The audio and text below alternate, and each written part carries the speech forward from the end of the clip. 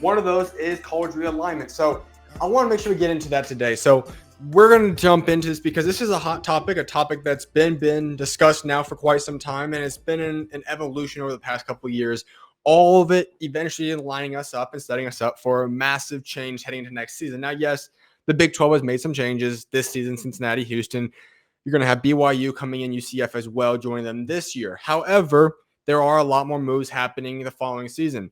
This all started off with one big thing, though. And so I do want to hop up on into the discussion of college realignment because when we discuss the massive changes that are happening, it's going to change college football. But what I want to start off by saying is this.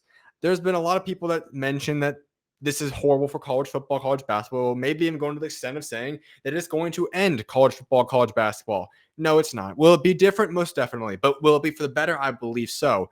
It's hard for someone to wrap their mind around believing that just changing conferences and all this stuff happening right now is going to deplete, change, ruin, whatever might be these sports. By no stretch of the imagination is that happening. I don't see the Big 12 being ripped apart, nor do I see the SEC or the Big 10. What I do see is a conference in the Pac 12, which had a lot of teams, let's be quite frankly honest, that were not competitive and had lots of games that most people were not watching anyways. And that's in fact why they are moving, because the TV deal was not doing well whatsoever. And they couldn't land a good enough deal either to compete with the other major conferences. Therefore, there had to be change. And why would that be? Well, no disrespect. I think Washington State, Oregon State, two schools I do feel for in this process. Yes, for those two programs, it is unfortunate. Stanford and Cal in that boat as well, although we talk a lot about it, and there's been a lot of people joking and making discussions about the fact that, hey, we were not really watching Oregon State versus Cal at 12 o'clock Eastern time, whatever it might have been during the college basketball season. And not many people are going to watch that, okay? Let's be quite frankly honest. But would you possibly stay up now for some UCLA versus Michigan in basketball come 9 o'clock at night if it might be? I think so. And so let's break down some of these maps, okay? We're going to first get into how this all started, okay? The SEC is the very first reason that all this happened. And as we see, there was movement that occurred. The SEC is, for now at least, only added two teams officially, right? We know Oklahoma and we know Texas. These two monster programs came over for football reasons. That's why all these changes do happen. Football is the basis for it. Now, applause to the Big 12 and the decision of Yormac to decide to come out and say, you know what, we're going to make a program in a conference that's also going to focus on basketball. I'm going to dive into that when we talk about the Big 12 more. However, the SEC we know is 100% all in on football. That is the primary focus for every move that they make. And as we see, the conference is staying the same, only adding in two mega football conferences, two mega football teams. And so when we talk about Oklahoma, we'll see how they compete out there, to be honest. Obviously, last year was not the best year for them. They don't have Lincoln Riley any longer. He's at USC, which is now obviously in the Big Ten. This program might not do so well when you talk about Alabama, you talk about Georgia, you talk about Ole Miss, you talk about Tennessee if they're playing good. Arkansas's got a team. Texas A&M is a team. I mean, all these teams can play. But Texas is interesting to me because they are a school that it seems to be on the rise. They have had some talent. They were decent last season. Going to the SEC to land more players, top recruits. We'll see what happens. However, this was a no-brainer. At the end of the day, every decision that we make, regardless of what it is, will be because of money. The money is going to be in the SEC. Both programs will be rewarded heavily for doing so. That also will help the football programs. And I know some people might say, hey, couldn't they just go to the Big 12 and dominate the Big 12 and make a chance to go to the tournament or go to the playoffs? So just ECU did? Sure, but aren't we talking about wanting recruits? Recruits are what build programs, and if you are in a better conference, playing better teams, you're likely going to land better recruits. So both these programs, it makes plenty of sense. Now, there are countless rumors. I know that the SEC is not done yet. The odds that they add some ACC schools or whatever it might be is highly likely. I don't believe that they're done yet. This is just the beginning, and they started this whole thing. If it wasn't for the Texas and Oklahoma moves, nothing probably would have happened that we've seen this large scale. However, that's not the case that we have right now because they've caused this massive ricochet of events to occur. But as I mentioned, I think it's for the best. And so the conference I want to get into is the Big 12. This has been a conference that is 2 years ago, whatever it was, 18 months from when Texas and Oklahoma left the conference. A lot of people said, okay, the Big 12 is in trouble. The Big 12 no longer has the teams necessary for them to remain competitive. Are they going down? We saw rumors. Is Kansas going to stay? Is all these programs going to stay? We did not know. Well, Yormac comes in and he lands in originally the four schools in BYU, Houston, UCF, and Cincinnati. Four programs that are solid depending on the sport you look at. Cincinnati, all-time wise, is one of the top winning programs in college basketball history. Houston, under Kelvin Sampson, has been a team that everyone should know based upon the tournament records. UCF is a program that gives you Florida market. That is massive. Florida is one of the biggest booming states in all the country. You need a market out there. They got that job done. And then BYU, you added in Utah, which was a solid market as well. Also, ultimately, we know Utah's now coming in as well. But so you had these four, and you get the Big 12 that was down to 10 schools back up to 12. All right, good. So the Big 12 should be able to stay. But Yormark was not done there, and he comes in and decides to end up depleting the Pac-12. You take the Arizona markets, another booming market, a top 5 ranked population state in all the country, and you land in Arizona and Arizona State. Two big markets, both have high potential. When you talk about the depth for both places, Arizona is one of the top football states in all the country. They've been that for a little while now. A top 5, top 7, whatever you want to call them, state for football talent. For basketball, they're very good as well. But then you look at the prep school aspect, there's lots of talent, lots of people to potentially recruit for ASU and Arizona. They come to the Big 12, the best basketball conference in all the country. You add in Utah, you get a complete Utah market. You add in Colorado, you now have pretty much the 4 corners on locks. That is massive for the Big 12. They're currently sitting at 16 schools. I don't think they're done yet either, though. We know the rumors of Gonzaga and UConn coming over. And let me just say, if those 2 schools do come to the Big 12, we're talking about having a massive basketball conference, greater than we have right now. In fact, I might even go as far as to say they, in terms of basketball, might be a more dominant basketball conference than the SEC is as a football conference. That would be a conference that, listen, you're going to talk about having Kansas versus Arizona on a Saturday night. Then you might get some Gonzaga and Kansas on a Tuesday. And maybe the next weekend, then we're going to go out and we could get Kansas, UConn. We could get Kansas, Baylor. We could get any of these schools interchanging, Arizona, Kansas, Arizona, Gonzaga. The list goes on. I mean, Duke could potentially be in here. We don't know what could happen with the ACC. I know they're exploring options there, and you've got a slew of schools out there that would be intrigued and potentially could come over the Big 12. I'm just saying there are potential for this to be a mecca for basketball, even greater and bigger than it is right now. And so if that would be the case, the Big 12 is going to be fine regardless. Now, they're at 16 schools. They're going to be just fine. Yormark has done an absolutely phenomenal job at rebuilding this conference. However, we got a lot more moves to happen, and I don't think the Big 12 is done yet. Them ending up at 20 total football schools, maybe even 22 when you add in the Gonzaga and UConn for basketball purposes, that would not shock me whatsoever. So the Big 12 is in great position. And when I do look at this, let me talk about all 3, and actually let's get to the other one next, because we also have the Big 10, which has made a lot of moves as well. They came in and they landed their next couple schools, which has been huge as well. We know about a year ago now, UCLA, USC, they made the big shocking move all the way out to the Big 10. Then you had Oregon and Washington decide to come over the Big 10 now as well. This is the one aspect where, okay, I understand. Well, now, when you talk about the Big 10, I do understand this aspect because there is a lot of things that are a little bit concerning in terms of scheduling, traveling, and the student athlete. So if we are going to shine some negative light on the college realignment, this is the one area in which it occurs. All the other stuff I think is bogus. But when it comes to this aspect, and we look at the map currently, the distance traveling between these schools is quite large, to be honest. When you look at USC to UCLA going all the way out to these Midwest and East Coast schools, and then you talk about having Oregon and Washington going all the way out there. Now, yes, UCLA, USC, Washington, Oregon, they're fine. They can all travel close to each other. But the traveling is going to be chaotic. Now, for football, once a week, it is what it is. For basketball, though, that could be a problem. And so I'm not sure if the Big Ten's done yet. I know there's rumors of Florida State and all that, so I don't know if there's anyone they could possibly get that goes in between those schools. So this is the one map that does concern me, just because of the fact that these are student athletes and them trying to travel and stay up with school, stay up with basketball, and traveling cross country constantly is going to be a little bit chaotic. But at the very same time, you can't tell me that you're not going to be excited to watch UCLA, USC join the Big Ten. When you just look on paper, the matchups that's going to be happening, those are some spectacular matchups that we could be watching.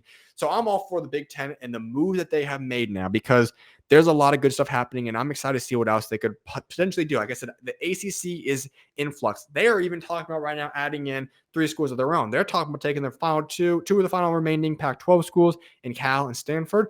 Also, SMU also is being rumored in there. I don't know exactly like that fit whatsoever. That put them at 19 schools, if I'm not mistaken, because they're currently at 16, if I'm not mistaken. But they're probably going to lose some schools, so it might just be a backup plan. But that is a much more complex discussion to get into as to where the ACC stands, what could happen there. There's a massive deal that doesn't enter 2036. There's pullout deals and whatever. There's a lot of stuff that's going to have to be decided before those schools come out. I don't know if we're going to get those answers in the next couple of weeks, months, even in the next year, but I think there's going to be some movement in the ACC. So When we look at these maps, though, like I said, here's the Big Ten one. The travel looks a little chaotic. I just don't see why people are saying this is going to ruin college sports. There's plenty of great matchups that we're going to see. And what we've essentially created here now is a place that is going to allow for a lot more of a spotlight. We're going to have primetime games occurring all the time. There's not going to be a time in which we don't have primetime games. We're going to get college football of great caliber games from about 9 in the morning Arizona time till 9, 10, 11 o'clock at night Arizona time. It's going to be phenomenal. What I am interested and intrigued to see is obviously the travel aspect for the Big Ten, especially. The Big 12, we've already seen West Virginia deal with it, and now they have some other companions that are close by. So it's going to make it a little bit better. And I think once they add in some other programs, they're going to be able to break it up into pods and whatnot. And that will be the intriguing thing, too. How do they break these schools up into pods, divisions, sections? I don't know how it's going to be when we're talking about 20-plus conferences for 3 of them. But what I do love is this. All 3 of these conferences have now separated themselves from the pack. The ACC, I know, is still in the mix, and I understand that. But here we go. That's the Big Ten map, and it's. And here's the Big 12 one again. So it just is intriguing to me because the ACC is a group of schools that have talent. We've seen in football, obviously, Clemson can do their thing. North Carolina's had a few great years recently. Florida State, we know what they're capable of. At the very same time, though, basketball, it's been slipping a little bit. Jim Boeheim is no longer there. UNC Roy Williams is gone. Coach K is gone at Duke. We're not saying these programs are not great. They're still fabulous. Duke has rebounded incredibly. Coach John Shire has been phenomenal. Hubert Davis did get UNC the championship is year 1, so we'll see how that continues to grow. But what I'm excited to see now is what schools do leave that conference. I know Clemson is probably going to be gone. We hear rumors of Florida State as well. North Carolina could be in that mix as well. And Big 12 could possibly swoop in. Louisville, we've heard rumors of. Memphis is in the mix potentially. I know they would also probably have interest in Florida State if that's an option. Duke, I'm just throwing that out there. Duke would be incredible for basketball. I don't know about football if that's any intrigue there, but that would be great. But the fact of the matter is that we now have these 3 programs, these 3 conferences, shall I say, that are separating themselves. The SEC is dominant for football. They're the best. Big 10 is just behind them. And then you have the Big 12. But Big 12 has separated themselves in terms of basketball. And this is why I want to go back to the Big 12 map here, because I've been someone that's been very high on the Big 12 and the moves that they've been making. And I think Gormack has come out and he's discussed this, that he really wants to emphasize the impact on basketball. He realizes the global aspect and the global attraction of basketball. Basketball, if people do not realize, is regarded as the 2nd or 3rd most popular sport worldwide. Football does not even rank inside the top 10 of the most impactful and followed and loved sports in all the world. In America, football is by far number 1. Do not get me mistaken there. This is a football country. But if you find a way to take basketball and pull it out into the worldwide global aspect, as the NBA has done, the potential to earn money goes through the roof. Basketball is only growing. Basketball is the 2nd most followed sport in America. But as I mentioned, it's the 2nd or 3rd, depending on the source you look at, overall followed sport in all the world. Therefore, the potential for basketball is far greater than the potential is for football. My apologies. So when you look at it in that aspect, and the Big 12 has made sure that they want to make a dominant basketball conference, and he's already lined up matches up. So we're going to see a matchup happen out there in Mexico this year. Potentially, could there be a game out there in Europe someday? I don't know. China? I don't know. Japan? Who knows? Australia? You never know where they're going to place these games at. Europe? We don't know. The fact of the matter is that there is potential to grow the Big 12 into an international brand. And if that is capable of being done, the next TV deal that comes up for the Big 12 could potentially rival or compete with that of the Big 10 and SEC. Now, I'm not saying that is a dominant for sure answer, but that is potentially a possibility at least. And if that is done, these schools will look like geniuses. And the potential pull of a football-based conference is no longer going to need to be done because you could build on basketball, and the Big 12 will be in position to already have those basketball schools. You could say very quite easily that Kansas, Arizona, Gonzaga, Houston, Baylor, these are some of the top teams in all of college basketball, period. Those could be 5 of the top. When you look at the top wins over the next decade, those could be 5 of the top 10, 6, 7, maybe even. I don't know what it could be. Winningest programs in the country. We have had the Big 12 win national championship after national championship. And if you add in something like Duke, my goodness, UConn as well, they're in that group too. So you could have 6 of the top 10 or whatever might be winningest programs in college basketball over the next decade. And if that is done, well, let's just say that's going to be fun to watch. So that is my take on the college realignment. I think that it's being made too big of a deal on the negative aspect. I think, like I said, there is one aspect that we must look at, and it is that traveling distance that is being made clear from the Big Ten conference, from the West Coast schools all the way to everyone else. That one aspect is the only part that I look at and say, okay, that could be concerning.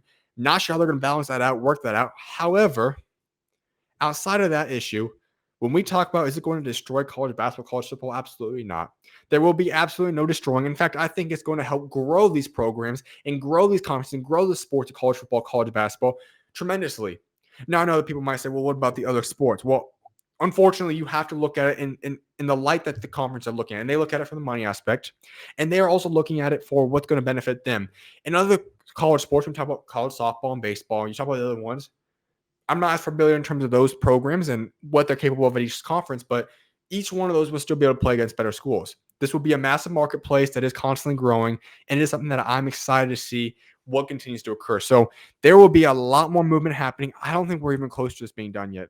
I think there's going to be a ton more moves that's going to happen over the duration of the next couple weeks, months, whatever it might be. Gonzaga and UConn seem to be a deal that's heating up more and more for the Big 12 as we speak.